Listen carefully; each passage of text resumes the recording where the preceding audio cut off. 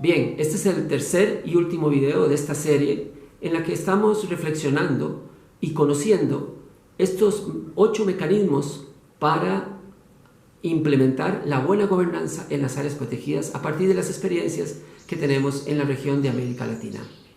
Los invito a seguir poniendo atención y mirando los videos. El séptimo mecanismo se llama ejecución de acciones o programas temáticos de forma participativa. La idea de este mecanismo es compartir la gestión del área con actores locales. Vean que yo no dije gobernanza, dije la gestión del área. Ahora, ya hicimos una diferencia entre lo que es gestión y gobernanza. Entonces, ¿qué tiene que ver compartir la gestión con la gobernanza? Lo interesante de esto, de compartir la gestión, es crear fortalezas, capacidades en otros actores, particularmente en los actores locales, para que ellos puedan comprender mejor cómo es que se hacen las cosas en el área y de esa manera puedan participar entonces en la toma de decisiones, en la gobernanza. Entonces, una gestión compartida fortalece la capacidad que tienen actores locales para participar en la gobernanza del área, al entender mejor cómo es que funciona el área. Entonces, la idea no es que ellos hagan el trabajo del gobierno. La idea es que ellos aprendan a manejar sus propios recursos y de esa manera podamos ir descentralizando más decisiones en ellos, de manera que ellos puedan ir tomando más y más estas decisiones. En este caso, les voy a mostrar un video de cómo una comunidad indígena en una reserva allá en Ecuador, que se llama Cuyabeno, aprendió a monitorear. Y cómo ese aprendizaje de monitoreo inclusive le fue proporcionando mayor información para entender cómo es que funcionaban los recursos que están dentro del área protegida.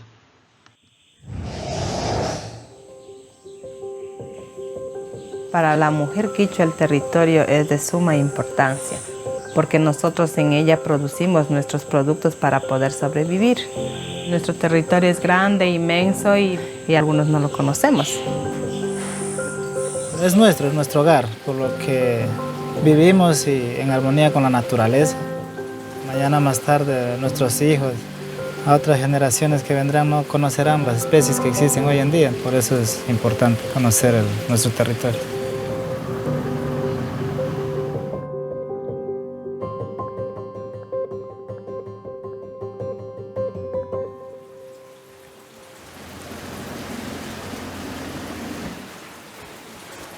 Estamos en la laguna de San Judococha y esta es una atracción turística que todavía nosotros mantenemos y estamos conservando y lo estamos defendiendo en otro sentido. Y justo por eso estamos haciendo un proyecto nuevo que es con WWF, que nos sirve para diferentes actividades, por ejemplo puede ser para un plan de manejo, para educación ambiental y también la otra parte de negocios que sería con los turistas.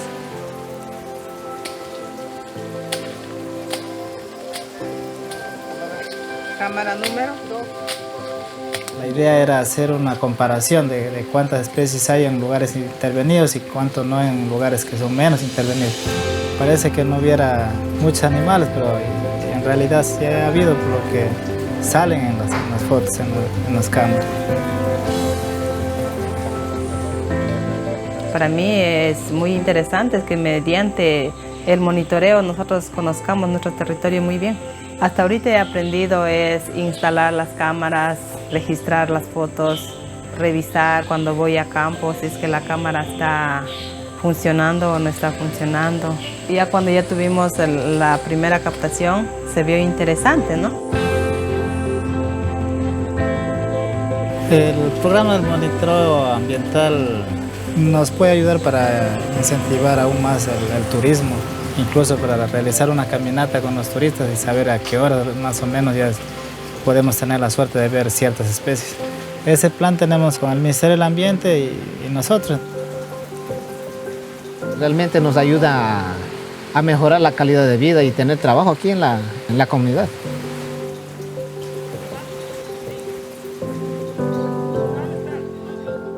Es muy importante participar en eso y eso nos sirve bastante para enseñar a muchas personas. A mí sí me ayuda a tomar buenas decisiones. Yo le traigo a mi hijo por lo que a él le gusta, o sea, caminar, y es más curioso con las cámaras, ¿no? Él está ahí, dice, papi, dice, yo quiero ver al puma, dice. Tenemos una buena herramienta y eso nos sirve bastante para enseñar a muchas personas. Y aquí mismo dentro de la comunidad, seguirle difundiendo a los niños, porque los niños no conocen, siendo del medio, no conocen las especies. Nosotros pensamos difundir que mediante los niños los padres también aprendan. Nosotros queremos a nuestra naturaleza, amamos a nuestra naturaleza porque realmente es vida. Si no cuidamos, estamos destruyéndolo nosotros mismos.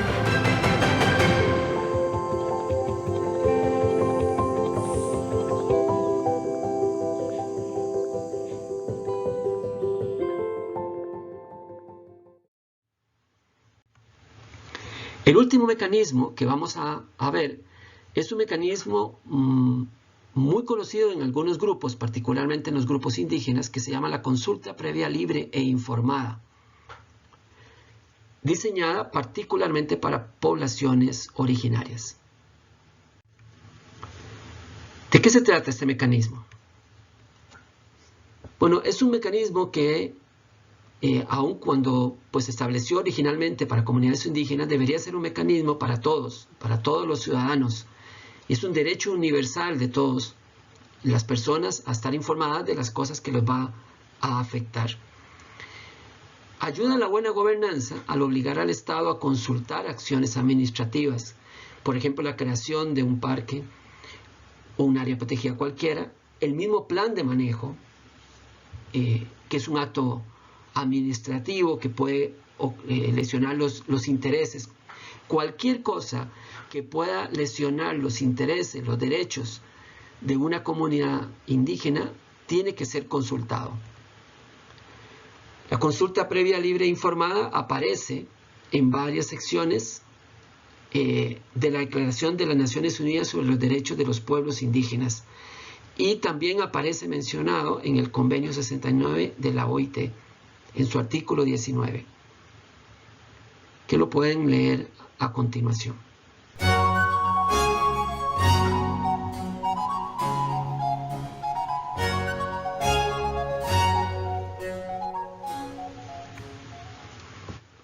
En el artículo 6 del Convenio 169 sobre pueblos indígenas y tribales, se menciona que la consulta previa debe ser hecha mediante un procedimiento apropiado y a través de las instituciones que representan a esas comunidades.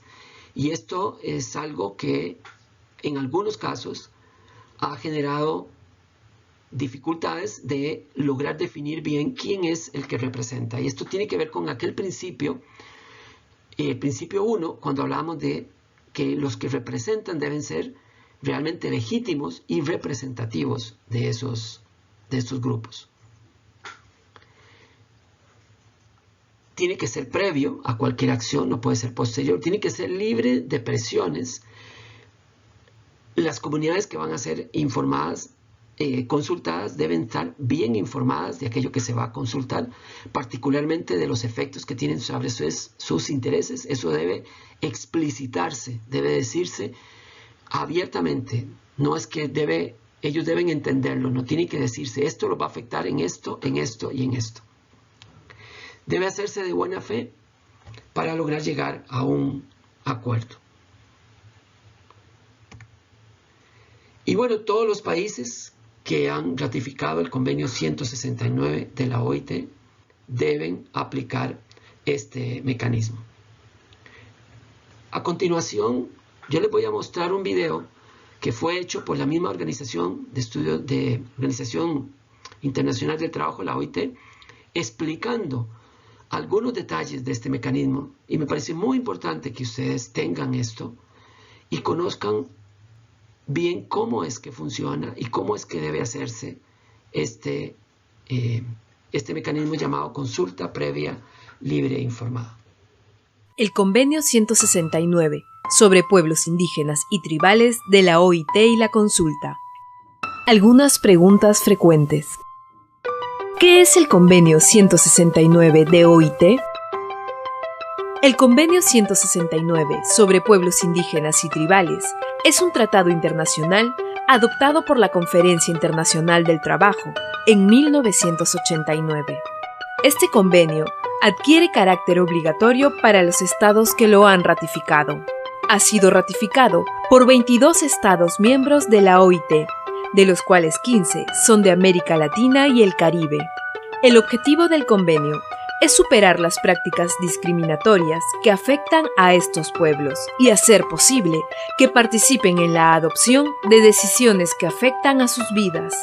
¿Quiénes son los pueblos indígenas y tribales? Es una denominación común para más de 370 millones de personas en más de 70 países del mundo. Constituyen aproximadamente el 5% de la población mundial. La historia de los pueblos indígenas está marcada por discriminación y marginación. ¿Qué pasa cuando un país ratifica? La decisión de ratificar es una decisión soberana y voluntaria de los estados.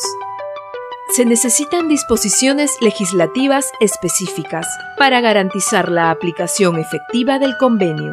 La responsabilidad de aplicar el convenio recae en los gobiernos de los países ratificantes. El proceso de aplicación es único en cada país. ¿De qué se trata la consulta previa? Consulta y participación son la piedra angular de este convenio.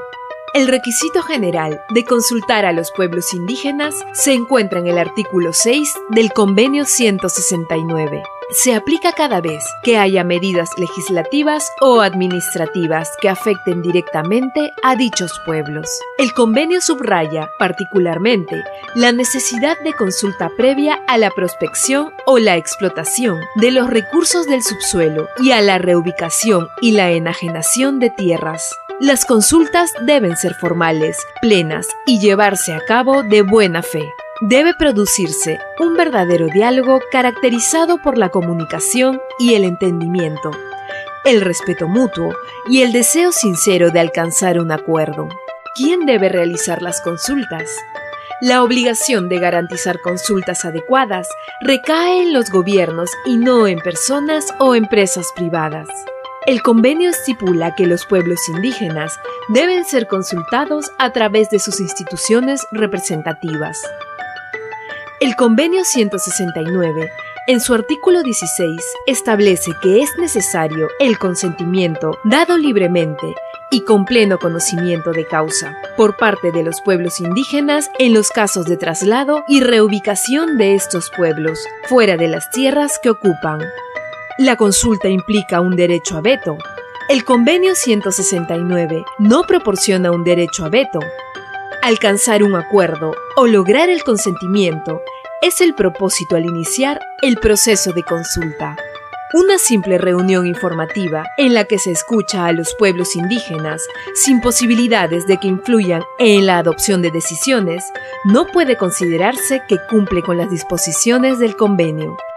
Si el proceso de consulta fue concluido sin acuerdo o consentimiento, la decisión adoptada por el Estado debe respetar los derechos sustantivos reconocidos en el convenio. Los derechos de los pueblos indígenas a los recursos naturales en sus tierras deben protegerse especialmente, dice el convenio en el artículo 15. Deberán participar siempre que sea posible en los beneficios que reporten las actividades y percibir una indemnización equitativa por cualquier daño que puedan sufrir. ¿Y qué es participación?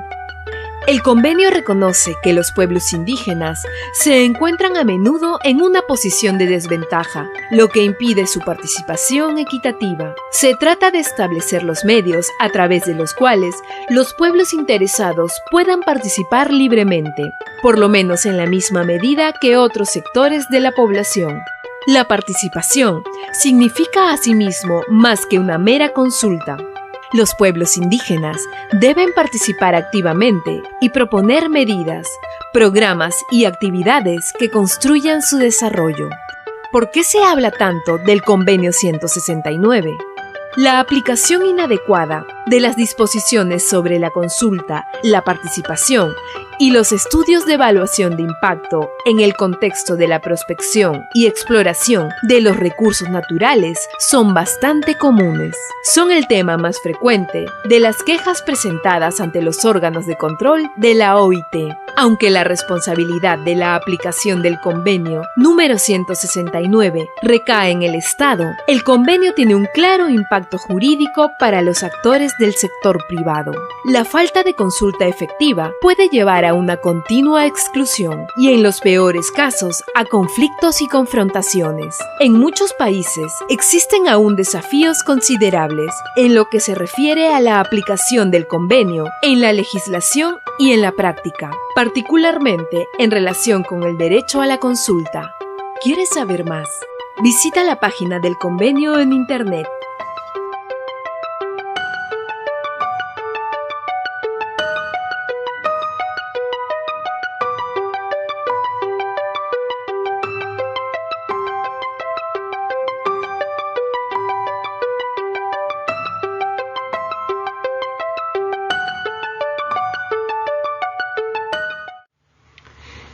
Hemos visto estos 8 mecanismos. Todos ellos, de alguna manera, contribuyen a hacer una buena gobernanza. Estoy seguro que muchos de ellos han sido familiares para ustedes, pero también me atrevo a pensar que algunos de ellos les han dado ideas sobre cosas que podrían estar haciéndose en sus áreas protegidas, y espero que así haya sido. Ojalá que el haber visto estos mecanismos los estimule a pensar en cosas que hoy no se hacen, que de hacerlas ayudarían a mejorar la gobernanza en las áreas protegidas con las que ustedes están vinculados.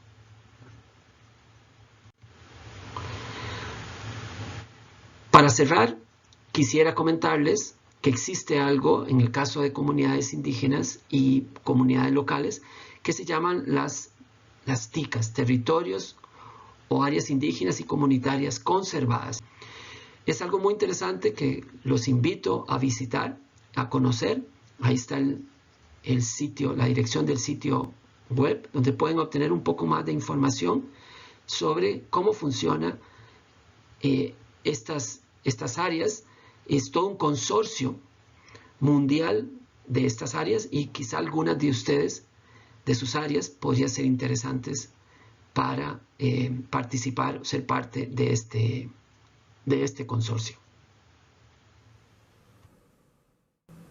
La buena gobernanza no es un accidente, no ocurre porque sí, no nace de la nada. La buena gobernanza es producto de un esfuerzo planificado, pensado, para mejorar la manera en que se toman las decisiones en las áreas protegidas, para mejorar la forma en que los ciudadanos que tienen algún tipo de interés en estas áreas logran participar de alguna forma de esos procesos en donde se define el futuro del área protegida.